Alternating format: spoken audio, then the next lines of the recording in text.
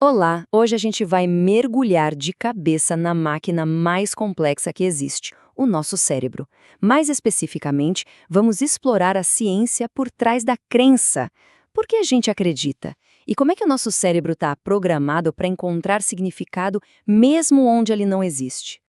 Imagina só, acordar no meio da noite com uma voz na cabeça.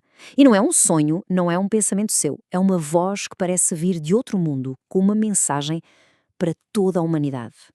Pois é, foi exatamente isso que aconteceu com um homem chamado Emílio D'Arpino, lá em 1966. E essa experiência já joga na mesa a questão central que a gente vai investigar aqui. Quando alguém passa por algo tão profundo, tão real, como saber se é, bem, real? Se é uma comunicação de outro plano ou um produto complexo da nossa própria neurologia? A resposta pode ser bem mais surpreendente do que parece. Então, vamos voltar para a história do Emílio Chique D'Arpino. A jornada dele depois de ouvir essa voz é um caso de estudo perfeito sobre o poder da crença e, claro, sobre como a sociedade reage a isso. E olha, a sequência de eventos foi absurdamente rápida.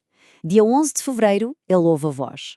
3 dias depois, no dia 14, convencido da importância da mensagem, ele vai até o FBI para tentar repassar a informação para o presidente. E apenas 10 dias depois disso, essa convicção toda leva ele a ser diagnosticado com psicose e internado. Em menos de 2 semanas, a realidade dele virou de cabeça para baixo. Agora, o que é realmente interessante aqui é o contexto. Naquela época, o D'Arpino estava passando por um divórcio muito, mas muito estressante. O psiquiatra dele atribuiu a experiência a essa pressão psicológica toda. E isso nos leva ao primeiro grande conceito de hoje. O nosso cérebro é uma máquina de encontrar padrões, principalmente quando está sob estresse. Essa tendência do cérebro de procurar padrões é, na verdade, fundamental para a nossa sobrevivência. Mas o que acontece quando esse mecanismo que é tão útil entra em sobrecarga? O termo científico para isso é padronicidade. É a nossa tendência de ligar os pontos e encontrar padrões, mesmo onde não tem padrão nenhum. E pensando do ponto de vista da evolução, isso fazia todo o sentido, não é? Era mais seguro confundir o barulho do vento com um predador do que o contrário. A sobrevivência sempre favoreceu a crença. E essa comparação ilustra a ideia de forma brilhantemente. Num experimento famoso de B.F. Skinner, pombos recebiam comida em intervalos aleatórios. O que aconteceu? Eles começaram a repetir qualquer movimento que estivessem fazendo um pouco antes da comida chegar, como se o ritual deles tivesse causado aquilo. O que, convenhamos, não é muito diferente de um jogador de cassino que sopra nos dados ou puxa a alavanca de um jeito específico, acreditando que isso influencia um resultado que é totalmente aleatório. E essa tendência não afeta só pombos ou jogadores, não. Ela é tão poderosa, mas tão poderosa, que pode enganar até mesmo os especialistas, fazendo com que eles vejam padrões que confirmam o que eles já esperavam ver. E tem um experimento psicológico famoso e bem chocante que demonstrou isso perfeitamente. Olha só essa história. Em 1973, David Rosenhan conduziu um estudo impressionante.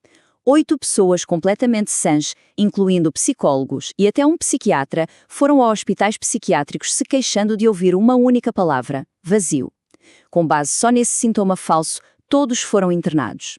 Assim que entraram, passaram a agir de forma 100% normal.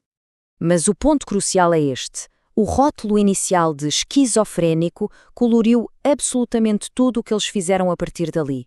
O comportamento normal, como escrever num diário, foi interpretado como um sintoma da doença. As enfermeiras até os descreviam como amigáveis e cooperativos. Mas nenhum membro da equipa médica sequer desconfiou que eles eram farsantes. E o mais incrível, quando finalmente receberam alta, não foram declarados sãos. Foram diagnosticados com esquizofrenia em remissão. O padrão inicial nunca foi quebrado.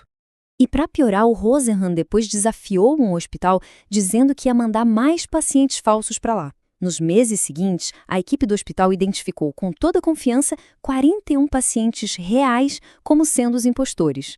O problema? O Rosenhan não enviou ninguém. Esse número, 41, mostra o poder da expectativa. O cérebro encontrou exatamente os padrões que foi instruído a procurar. Mas isso não é só psicologia, não. A coisa está profundamente enraizada na química do nosso cérebro. Então, vamos sair um pouco da mente e entrar na matéria para ver como os neurotransmissores moldam as nossas crenças. Conheçam a dopamina. Muito mais do que a molécula do prazer, ela é a molécula da motivação. Quando a gente encontra um padrão que parece significativo, o cérebro libera dopamina. Isso não só faz a gente se sentir bem, mas também ensina: opa, presta atenção nisso, isso é importante. E assim se cria um ciclo de reforço que fortalece a crença.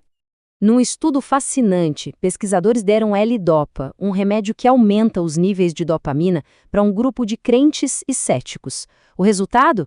Todo mundo começou a ver mais padrões em dados aleatórios. Só que o efeito foi muito mais forte nos céticos, tornando-os bem mais propensos a encontrar um significado onde não existia nenhum. A dopamina literalmente nos torna mais crédulos. Então, se a química pode influenciar a crença, será que dá para ir além? Será que a gente consegue estimular diretamente as partes do cérebro responsáveis por experiências espirituais? O neurocientista Michael Persinger tentou fazer exatamente isso com o famoso capacete de Deus.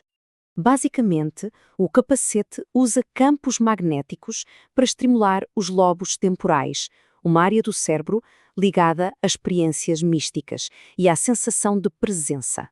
O próprio autor Michael Shermer, um cético convicto, fez o teste.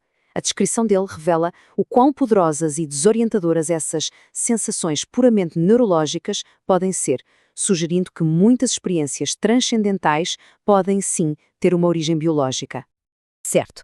Então o que a gente faz com tudo isso? A história do Darpino, a padronicidade, os rótulos do experimento Rosenhan e a química do cérebro, tudo aponta para uma conclusão muito poderosa sobre a natureza da crença.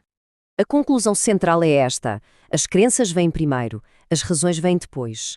O nosso cérebro não evoluiu para ser perfeitamente lógico. Ele evoluiu para sobreviver, e a sobrevivência dependia de tomar decisões rápidas, com base em padrões, criando uma verdadeira máquina de crenças que busca significado em todo e qualquer lugar. E isso nos deixa com uma pergunta final para refletir. Se a nossa programação padrão é acreditar, se a gente tem essa tendência natural para ver padrões e sentir a presença de algo maior ao nosso redor, que ferramentas podemos usar para navegar nesse mundo? Como podemos abraçar essa máquina de crenças maravilhosa que é o nosso cérebro, mas, ao mesmo tempo, usar o pensamento crítico para distinguir o que é real do que apenas parece real? A resposta para isso, talvez, seja a jornada de uma vida inteira.